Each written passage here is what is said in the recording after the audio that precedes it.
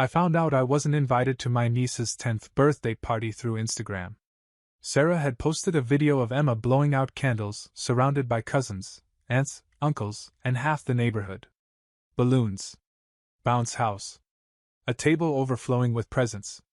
Everyone was there. Except me. I checked my messages. Nothing. No invitation. No. Sorry we forgot you. I called Sarah. Nathan! Hey! What's up? I just saw the party on Instagram. Looks fun. Pause. Oh. Yeah. I didn't get an invite. Oh my God, I'm so sorry. Limited space and… Sarah, you have a bounce house. There are 30 people there. It just worked out this way. Don't make it a thing. Don't make it a thing. Put Dad on. Nathan, he's… Sarah. Put him on. Muffled voices. Then Dad, slightly slurred from drinking. Nathan, hey buddy. Great party. You should see. Why wasn't I invited? What? Emma's birthday. Why wasn't I invited? Oh. Well, you know. Sarah had to make tough choices. I'm her brother. Emma's uncle. Yeah, but, let's be honest here. You're not really family in the way that matters for these things. Something cold settled in my chest. What does that mean? It means you're more like a resource. A wallet. You help out when we need it, but you're not really part of the day-to-day family stuff. A wallet. Dad, I've been paying your mortgage for 18 months. And we appreciate that. But that doesn't mean you get a say in family events. I couldn't speak. Look, don't take it personally. If you help us out financially, we keep the family going. It works. He hung up. 18 months ago, Dad lost his job. Manufacturing plant closed. At 58, he couldn't find anything close to what he'd been making. He called me, voice shaking. Nathan, I don't know what to do. The mortgage is $2,400 a month. I'm going to lose the house. The house where Mom died 5 years ago. I'll help, I said immediately. I'll cover it until you get back on your feet. I was making $75,000 as a software engineer. I could swing it if I cut back. So I did. Cheaper apartment. No eating out. Drove my 12-year-old Honda into the ground. Every month, $2,400. Direct deposit. Never late. At first, he'd text thanks. Then the updates stopped. The texts became demands. Can you send it early this month? Payments late. Need it by the 3rd. I became an ATM.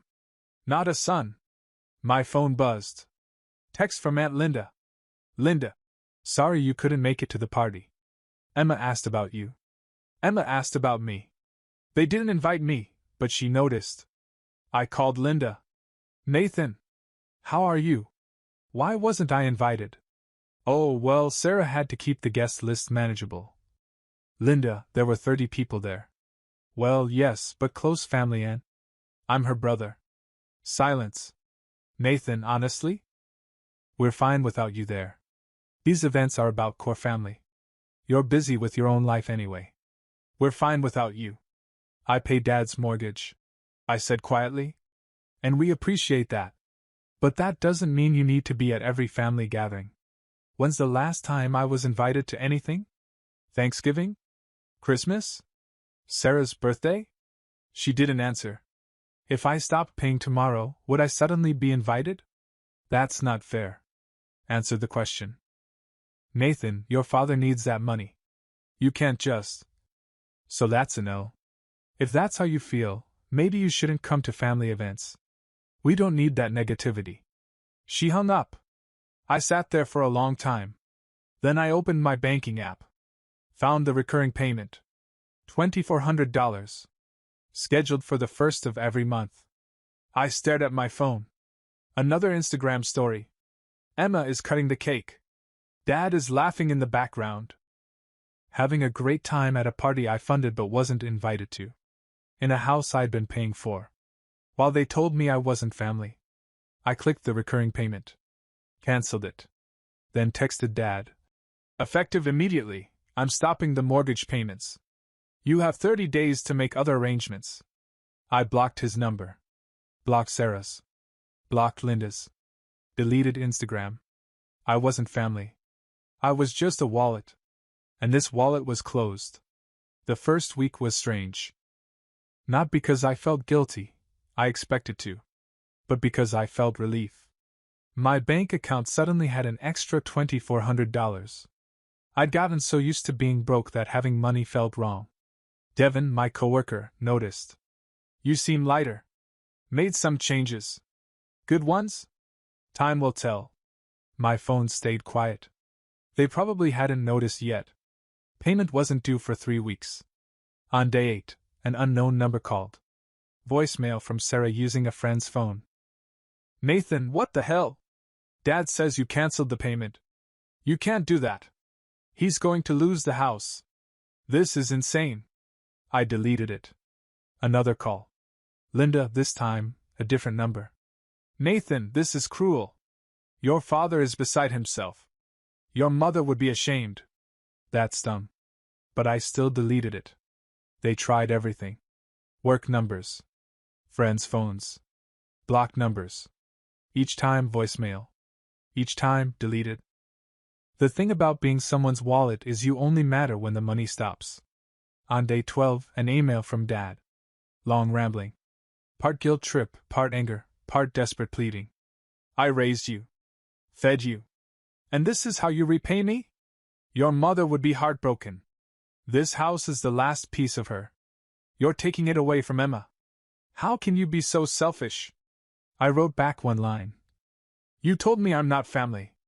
I'm just a wallet. This wallet is closed. His response came fast. I didn't mean it like that. I was drinking. You're being sensitive. Sensitive. The same word Mom used when I'd point out how differently they treated me and Sarah. I didn't respond.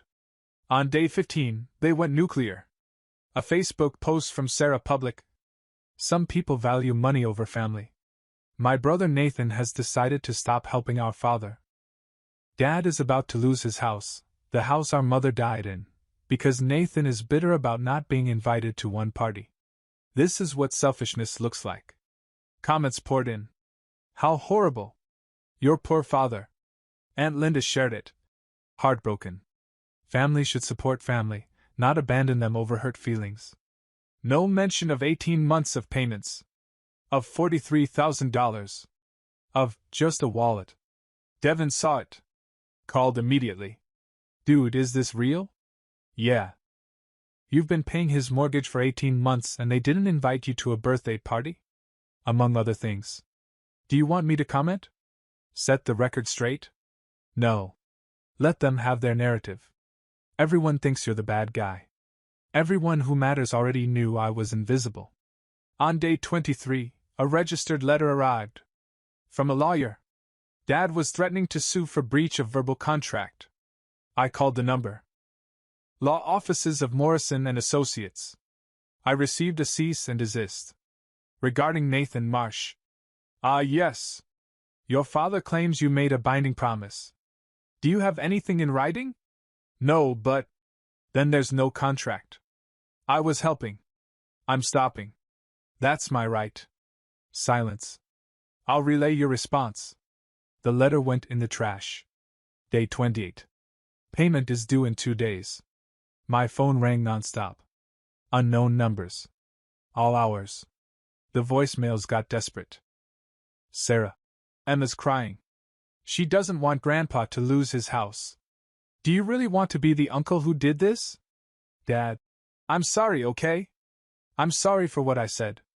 Please. The bank is calling. Please, Nathan. Sorry for what I said. Not. I was wrong. Just sorry, he said the quiet part out loud. I deleted it. Day 30. I woke to 17 missed calls. I made coffee. Went to work. At 11 a.m., my email pinged. A photo. Of a notice taped to Dad's door. Notice of default. Foreclosure proceedings to begin in 30 days. Below it, a text from an unknown number. Happy now? I looked at that photo for a long time. Thought about 18 months of payments. Of being called a wallet. Of being excluded while I kept their lives afloat. I typed one word. Yes. And blocked the number. I was done being sorry for setting boundaries. Done apologizing for refusing to be used. Their emergency wasn't my responsibility anymore. I was finally free. The foreclosure notice gave them 30 days. I gave them silence. No responses. No negotiations. No second chances. For the first time in 18 months, I started living my own life. The extra $2,400 a month felt like breathing after being underwater. I moved to a better apartment. 1 bedroom with actual natural light and a dishwasher.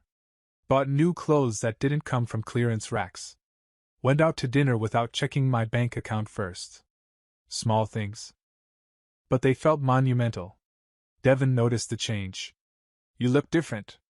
Happier. I feel lighter. Like I've been carrying something heavy and finally put it down. Any word from them? They keep trying. New numbers every day. I block them all. Do you feel guilty? I thought about it. Really thought about it. No. I feel free. 3 weeks after the foreclosure notice, the harassment reached a new level. My work email. Someone had found it. Sarah. Nathan, I'm emailing because you've blocked everything else. Please. Dad is desperate. The bank is threatening eviction. We have 2 weeks. Emma doesn't understand why Uncle Nathan won't help Grandpa anymore. She cries every night. Is this really who you want to be? I forwarded it to HR. Explained the situation. They blocked external emails from her address. Then came a letter. Physical mail to my new apartment. From Dad. Handwritten. Nathan, I'm begging you. I was wrong. I said terrible things. I took you for granted. I'm sorry. Please don't let my mistakes cost me everything. This is your mother's house. Her memory. Please. I read it once. Then I put it in a drawer. Not thrown away. Not answered. Just stored. Evidence, maybe. Or closure. I wasn't sure yet. The 4th week, things got weird. An unknown number called. I was about to decline when something made me answer. Nathan? It's Emma. My niece. 10 years old. On the phone. My heart stopped. Emma? How did you? I took Mom's phone. She doesn't know. Her voice was small. Scared. Uncle Nathan, why won't you help Grandpa? Did I do something wrong? The guilt hit like a truck. Emma, no. You didn't do anything wrong. Then why? Mom says you're being mean. That you don't care about family anymore. I closed my eyes. Of course they'd weaponized her. Emma, this is complicated. It's adult stuff between me and your grandpa. But he's going to lose his house. Mom says it's your fault. Did your mom tell you why? She said you're mad about my birthday party. That you're upset you weren't invited. Did she tell you I'd been paying Grandpa's mortgage for 1.5 years? Silence. What's a mortgage? It's money for the house. I've been paying it so Grandpa could keep living there. You have? Yeah. $2,400 every month. That's a lot. It is. And you know what Grandpa said to me? He said I'm not really family. That I'm just a wallet. Do you know what that means? A wallet is where you keep money. Right. He said I'm only good for money. Not for birthdays or Christmas or Thanksgiving. Just money. That's mean. It was. And it hurt. So I stopped paying. Emma was quiet. Then, I'm sorry, Uncle Nathan. I didn't know. It's not your fault, sweetie. None of this is your fault. I wanted you at my party. I asked Mom why you weren't there. She said you were busy? My chest tightened. I wasn't busy. I wasn't invited. That's not fair. No. It's not. I'm sorry. Thank you, Emma. That means a lot. Can you help Grandpa anyway? Even if he was mean? I sighed. Emma, sometimes grown-ups have to make hard choices. Your grandpa needs to figure this out himself. Okay. She sniffled. I love you, Uncle Nathan. I love you too, Emma. She hung up. I sat there feeling like the worst person alive. Not because I was wrong. but because they'd put a 10-year-old in the middle of it. 5 minutes later, Sarah called from the same number. I answered. How dare you? Her voice was shaking with rage. How dare you tell Emma that Dad called you a wallet? She's 10 years old. You put her on the phone, Sarah. You're the one using her as a weapon. She wanted to talk to you. You told her it's my fault her grandpa is losing his house. You gave a 10-year-old that burden. It is your fault. You're the one who stopped paying. After 18 months of being excluded from everything while I kept your lives running. After Dad literally told me I'm not family. He didn't mean it. He meant every word. So did Aunt Linda. So did you when you didn't invite me to Emma's party. One party, Nathan. You're destroying our family over one party. It wasn't one party. It was every party. Every holiday. Every family event. For years. I just didn't notice because I was too busy being your ATM. She was crying now. We need that money. Dad needs it. Please. You don't need money, Sarah. You need to figure out your own lives. 2 weeks. We have 2 weeks until the bank takes the house. Then you better spend those 2 weeks figuring it out instead of calling me. I hung up. Blocked that number too. The next day, I got a call from Devin.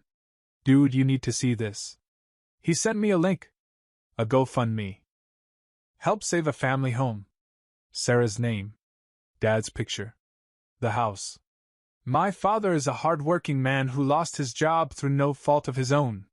He's struggling to keep the family home where his late wife lived, where his granddaughter celebrates birthdays.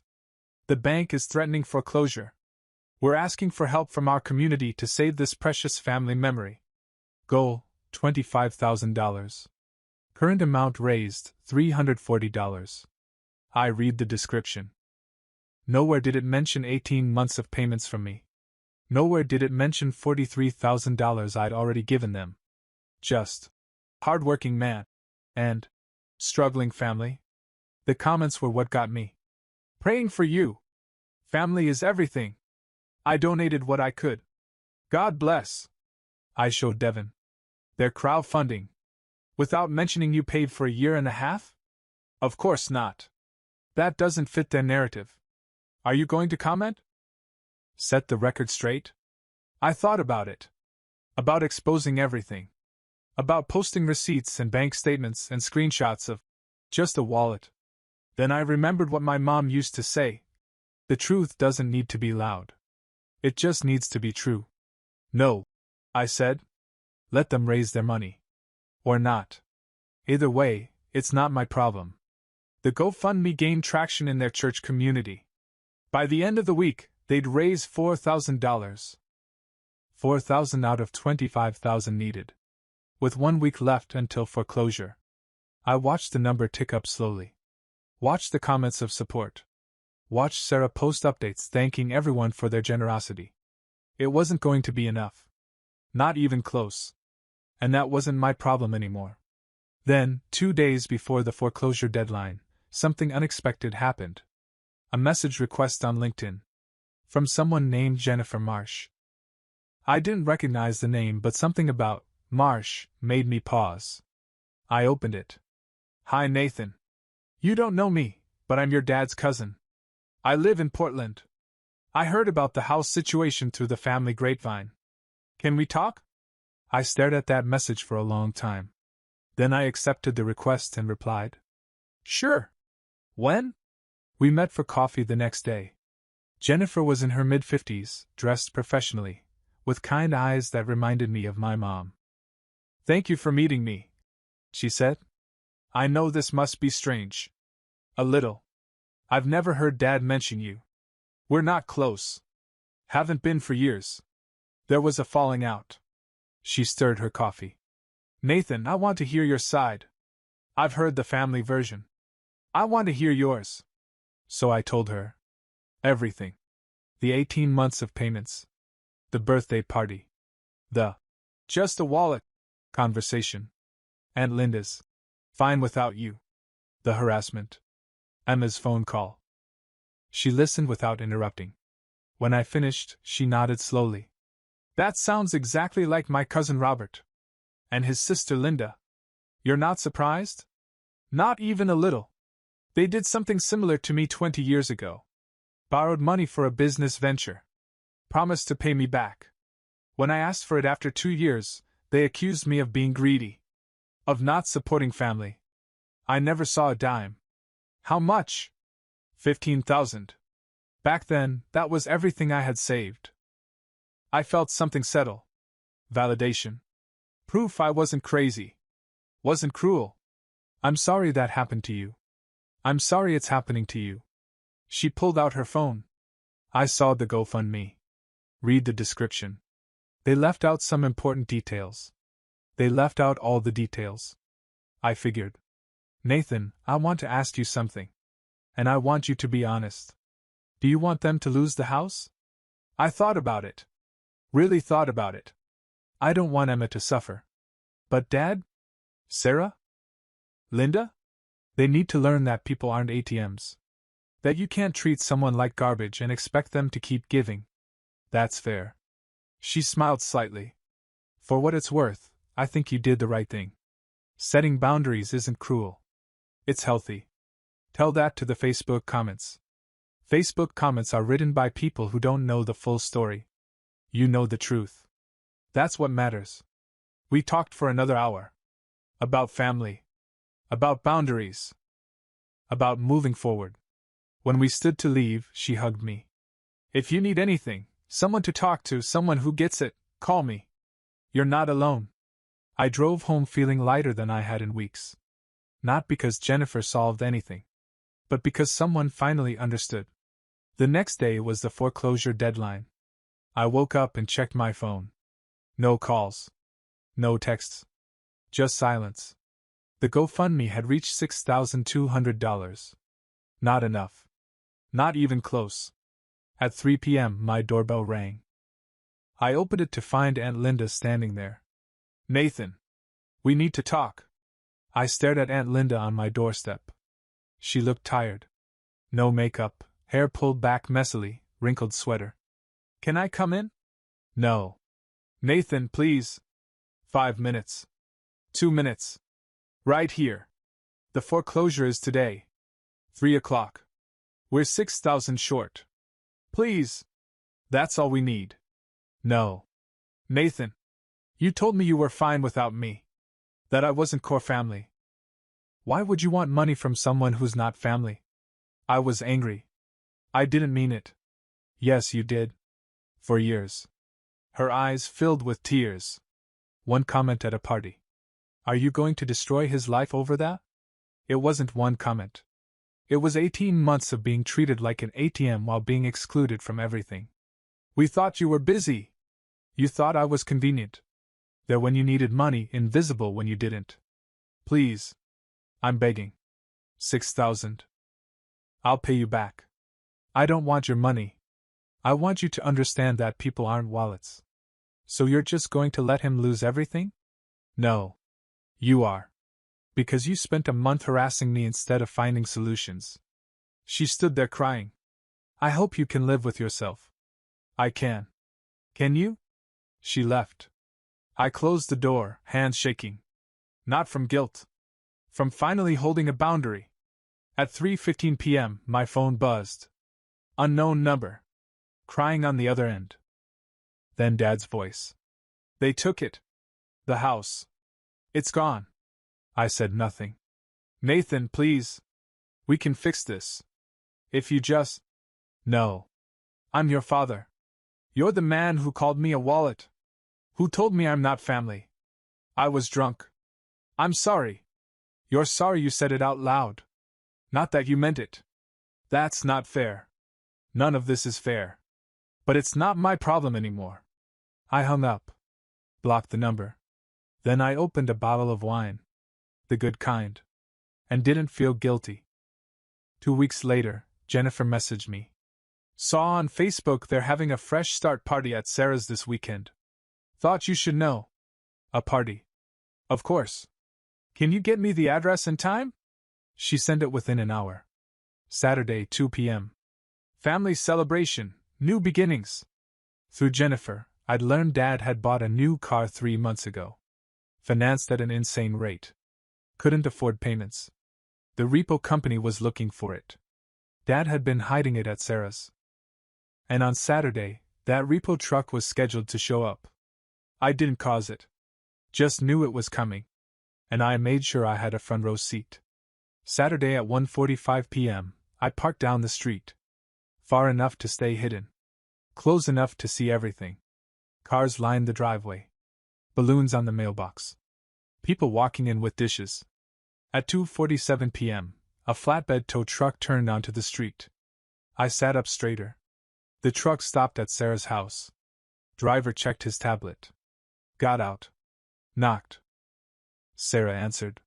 Face went from friendly to panicked. She called inside. Dad appeared. Started yelling. People came outside. Party stopped. The driver showed paperwork. Dad tried to block the car. Sarah was on her phone. Linda came out yelling. The driver didn't care. He had paperwork. Dad's black Charger, the one he'd bought to feel young, started rolling onto the flatbed. Dad tried to stop it. Couldn't. Just stood there as his car disappeared. In front of everyone. At their fresh start party. Sarah was crying. Linda yelling. Dad looked defeated. Party guests started leaving. Quickly. Awkwardly. Some filming on phones.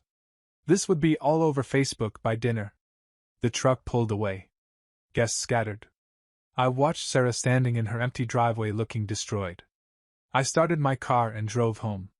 Devin called an hour later. Did you see Facebook? No. What happened? Your sister's party. Repo truck took your dad's car. Middle of the party. It's everywhere. Wow. Nathan. Did you know? I knew it was getting repossessed. Not exactly when. That's savage. That's consequences. People are commenting. Asking why he had a new car if he couldn't afford his mortgage. Good. Let them ask. That night, videos surfaced. Different angles. The comments shifted. Wait, he bought a new car? If he couldn't afford his mortgage, why finance a Charger? Something doesn't add up. Sarah posted. My father is going through a hard time. Please respect our privacy. But questions kept coming. Where's Nathan? Haven't seen him at family events. Didn't Nathan help them financially? The narrative was cracking. I didn't comment. Didn't explain. Just watched. Sunday morning, Jennifer texted. Your dad's raising money for the car now. Another GoFundMe. I looked it up. Help Robert get his car back. Wrongful repossession. Goal $8,000. Amount raised $0. Comments. Didn't you just lose your house? If Nathan was paying your mortgage, where did that money go? Why does this family keep asking for handouts? The truth was out. Not because I told it. Because they couldn't keep their story straight. I closed the app. Blocked Facebook. I didn't need to see it anymore. I'd made my point without saying a word. And finally, I was free. 3 weeks after the repo truck incident, my life had settled into something resembling peace. No more unknown numbers calling. No more desperate emails. No more family members showing up at my door. They'd finally gotten the message. I'd started therapy. Not because I felt guilty, I didn't, but because Devin suggested it might help process everything. Dr. Martinez was in her 50s, with kind eyes and zero tolerance for BS. So your family treated you like an ATM for 18 months, she said during our third session. And when you stopped paying, they made you the villain. Pretty much. How does that make you feel? Free. Is that wrong? She smiled. Not at all. Setting boundaries isn't cruel. It's healthy. Work got better too. Without the constant stress of covering someone else's mortgage, I could focus. Got promoted to senior developer. Raise came with it. Devin took me out to celebrate. Look at you. New apartment, promotion, actual savings. You're thriving. Feels weird. Like I'm waiting for something to go wrong. That's called trauma response. You spent 18 months in survival mode. It takes time to adjust to stability. One Saturday morning, my doorbell rang. I checked the peephole. Emma. With a woman I didn't recognize. I opened the door. Uncle Nathan. Emma lit up. The woman stepped forward. Hi, I'm Rebecca. Sarah's friend. Emma asked me to bring her. She was insistent. It's okay. Come in. Rebecca waited in the car. Emma turned to me, determined. I needed to see you. Does your mom know you're here? No. She'd be mad. But I don't care. I sat across from her. Emma, what's going on? I'm sorry. For everything. For what they said to you. For using me to make you feel bad. Emma, you're 10. None of this is your fault. But I was mean to you on the phone. Rebecca told me what really happened. How you paid for Grandpa's house. How they didn't invite you to my party. How Grandpa called you a wallet. Emma, your grandpa and your mom made choices. Those choices had consequences. That's not abandonment. That's boundaries. What's boundaries? It's when you decide what you will and won't accept from people. Even family. She nodded slowly. That makes sense. Can I still see you? Even if Mom says no? My chest tightened. Emma, I don't want to make things harder for you at home. It's already hard. Mom and Grandpa fight all the time now. About money. About the house. About you. She looked at me with eyes too old for 10. Mom says you're the reason everything fell apart. But I think things were always falling apart. You just stopped holding it together. Out of the mouths of children. You're pretty smart, you know that? She smiled. Can we do something? Just us? Like get ice cream? Okay. But I'm texting your mom after so she knows where you are. She's going to yell. Probably. But that's on me, not you. We went to the ice cream shop near my apartment. For an hour, we just talked. About school. Her friends. Her drawings. Before she left, Emma hugged me. Thank you for not giving up on me. I could never give up on you, kid. After they left, I texted Sarah. Emma came to see me today. She's safe. She wanted to talk. If you want to discuss boundaries for future contact, I'm open to conversation. Her response came an hour later. How dare you see her behind my back? Stay away from my daughter. I didn't respond. Just forwarded the message to Rebecca with a note. Thanks for bringing her. Let me know if Emma needs anything. 6 months later, my life looked completely different. New apartment, 2 bedrooms now. Better car. Actual savings account. I dated. Nothing serious yet, but I was open to it. Turns out when you're not financially and emotionally drained, you actually have energy for other people. Emma and I texted occasionally. Sarah didn't like it, but she'd stopped trying to prevent it. Dad had moved in with Sarah. According to Jennifer, it was tense. Lots of fighting about money. I ran into Linda at the grocery store one day. We made eye contact. She looked away quickly, grabbed her cart, and left. No confrontation. No apology. Just avoidance. That was fine. I didn't need her apology. I'd already moved on. Devin and I grabbed dinner one Friday. You know what's wild? He said. A year ago, you were broke, stressed, and miserable. Now look at you. Best decision I ever made. Cutting them off? Setting boundaries. There's a difference. He raised his glass. To boundaries. To boundaries. That night, I got a text from an unknown number. Nathan, it's Dad. I know you blocked me. Using a friend's phone. I wanted to say I'm sorry. Really sorry. For everything. You were right. I took you for granted. Treated you like a wallet. I was wrong. I stared at that message for a long time. Part of me wanted to respond. To accept the apology. But another part, the part that had learned that people don't change just because they say sorry, knew better. I typed one message. I appreciate the apology. But I'm not ready to rebuild this relationship. Maybe someday. But not now. I hit send. Then blocked that number too. Because forgiveness doesn't mean reconciliation. And boundaries don't make you cruel. They make you healthy. 2 years after I stopped paying Dad's mortgage, I bought my first house. Nothing huge. 3 bedrooms. Nice yard. I had a housewarming party. Devin came. Jennifer came. Rebecca brought Emma, with Sarah's permission, surprisingly. Some coworkers. Some new friends. People who knew me for me, not for what I could provide. Devin raised a toast. To Nathan, who learned that the best investment isn't in other people's houses. It's in yourself. Everyone cheered. Emma pulled me aside. I'm proud of you, Uncle Nathan. Thanks, kid. I'm proud of you too. For what? For being brave enough to find the truth. I learned that from you.